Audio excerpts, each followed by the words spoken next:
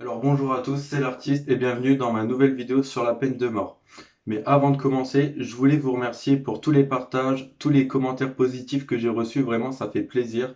Je m'attendais vraiment pas à passer ne serait-ce que les 200, mais finalement j'ai atteint le double et j'en suis vraiment heureux en fait. Ça me fait extrêmement plaisir que tout le monde ait pris la peine de commenter ou même de s'abonner. Franchement, je sais pas quoi vous dire, mais merci à tous. Donc on va pouvoir commencer cette nouvelle vidéo sur la peine de mort.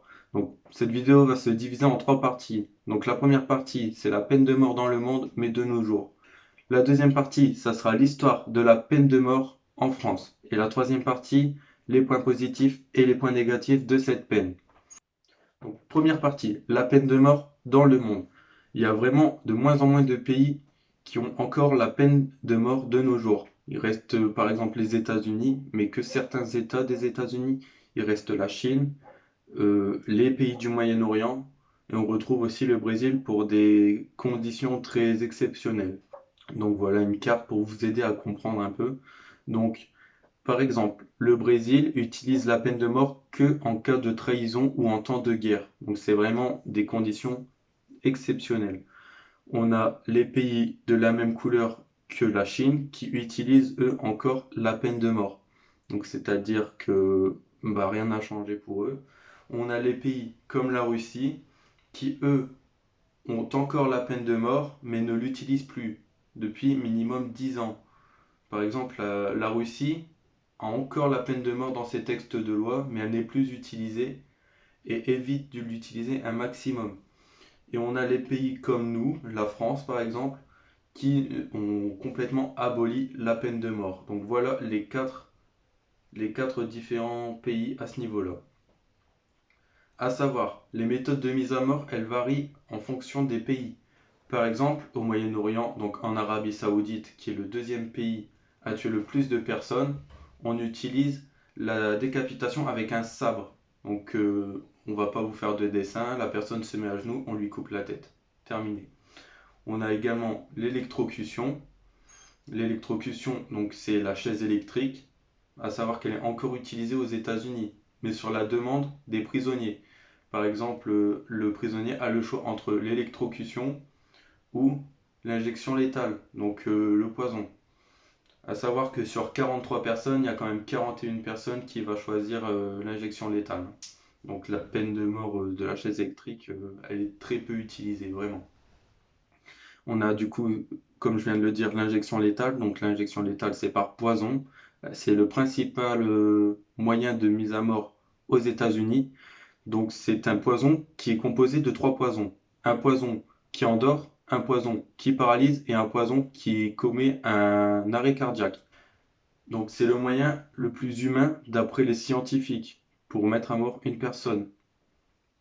On retrouve la fusillade, donc une balle dans la nuque, dans les pays comme la Biélorussie ou comme certains pays du Moyen-Orient ou la Chine.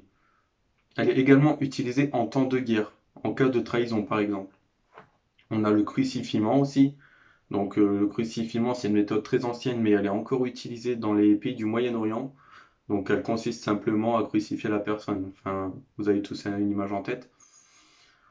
On retrouve la pendaison. Donc la pendaison, c'est un moyen qui est né dans le Commonwealth, mais elle est encore très utilisée en Asie, par exemple au Japon ou à Singapour, mais également dans des pays du Moyen-Orient comme l'Iran. Et on retrouve à la fin la lapidation. Donc pour ceux qui ne savent pas ce qu'est la lapidation, c'est un peu comme le chamboule-tout. Donc sauf qu'on remplace le ballon par une pierre et on remplace les boîtes de conserve par une tête. Donc le but c'est simple, c'est de viser la tête jusqu'à temps que la personne elle meurt en fait. Mais avec des pierres ni trop petites parce que il faut qu'elles soient efficaces, mais ni trop grosses pour que la mort soit lente et douloureuse. Mais à savoir que cette peine de mort, elle est inscrite dans le code iranien. Donc elle est prévue par ce code. C'est vraiment bizarre, mais c'est comme ça. Et en dernière méthode, on retrouve la chambre à gaz. Donc la chambre à gaz, vraiment, elle est utilisée dans des cas extrêmes. Par exemple, en cas de demande du prisonnier. En fait, les prisonniers américains ont le choix entre la chaise électrique, l'injection létale ou la chambre à gaz, mais il n'y en a aucun qui l'a utilisé depuis vraiment plus de 20 ans. Et donc le gaz utilisé, c'est le même que lors de la Seconde Guerre mondiale, le Zyklon B. C'était utilisé par les nazis. On se retrouve du coup pour la deuxième partie, c'est l'histoire de la peine de mort en France. Donc en France, la peine de mort, elle date depuis l'époque gauloise. Ça fait vraiment un bon bout de temps quand même. Sauf que avant, le moyen de mise à mort, c'était simplement de pousser la personne d'une falaise ou d'une montagne. Donc en gros, elle s'écrasait quoi. Et elle a été abolie en 1981. Donc ça fait de la France le dernier pays de la CEE, donc Communauté économique européenne, à abolir cette peine. Pour ceux qui ne savent pas ce que c'est, la CEE en fait c'est l'ancêtre de l'Union européenne en gros.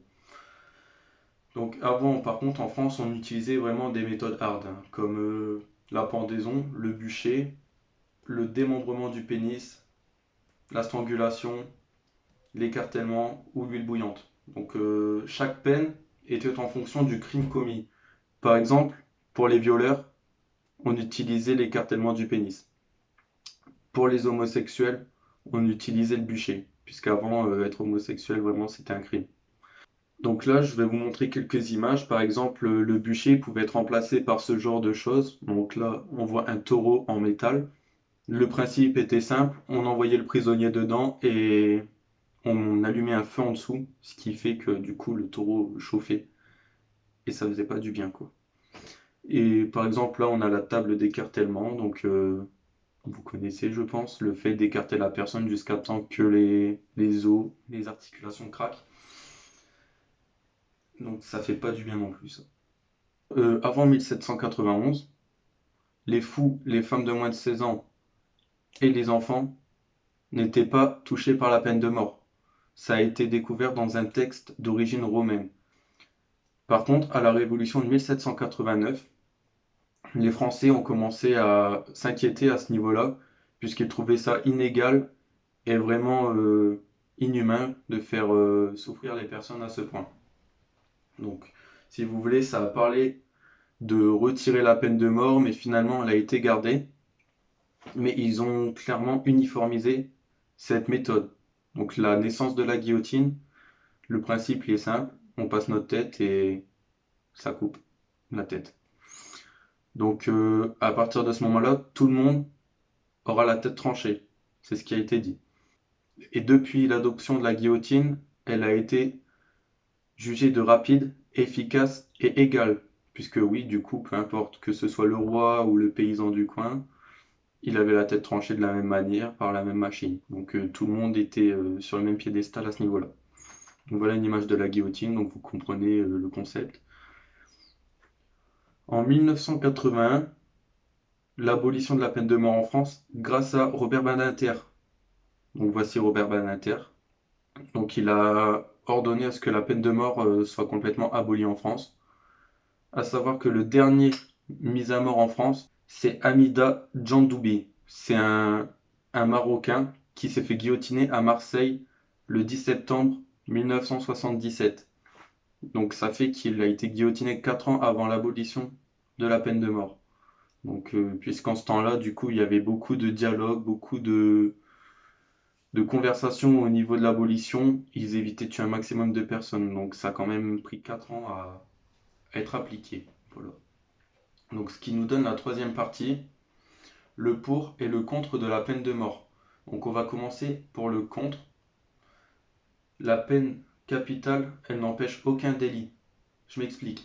Si on tue la personne parce qu'elle a fait un meurtre, et ben, le fait de tuer cette personne ne va pas ramener la victime à la vie. Du coup, ça n'empêche en rien le délit. Par exemple, on a vu aussi qu'au Canada, depuis l'abolition de la peine de mort, il y a moins de crimes et moins de délits. Pareil aux États-Unis. Dans les États où la peine de mort est abolie, il y a moins de crimes que dans les États où la peine de mort est encore d'actualité.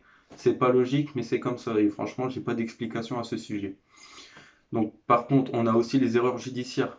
Alors là, c'est vraiment grave parce que imaginez, on tue une personne pour rien. Genre, à la place d'une autre personne. Imaginez ça 2 secondes. C'est vraiment chaud. Donc il n'y a pas de retour en arrière possible une fois que la personne est morte. Aux États-Unis, depuis 1973, il y a quand même 164 détenus américains qui ont été condamnés à mort, mais libérés ensuite grâce à certaines preuves. Donc 164 personnes qui frôlent la mort juste pour quelques preuves et tout, c'est un peu gros.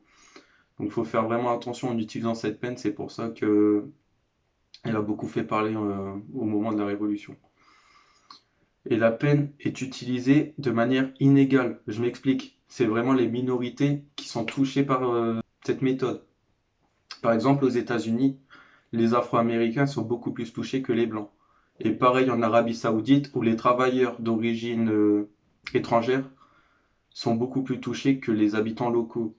On peut dire que les exécutions dans le monde, elles répondent plus à un motif politique qu'à un motif pénal. C'est vraiment à la tête en fait. Donc c'est ce qui est un peu dégueulasse quoi. Par contre, on va passer sur les points positifs. Donc elle est dite efficace parce que la personne qui a tué ne pourra pas recommencer. Donc on empêche la récidive.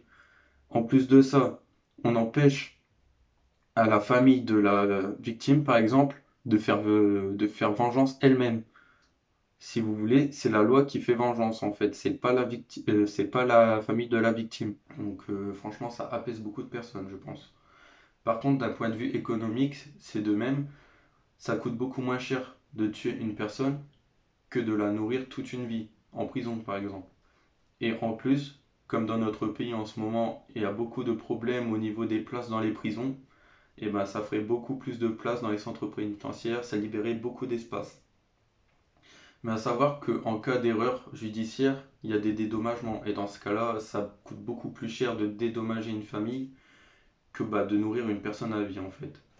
Donc j'en ai fini pour la peine de mort. Je vais vous parler de la prochaine vidéo.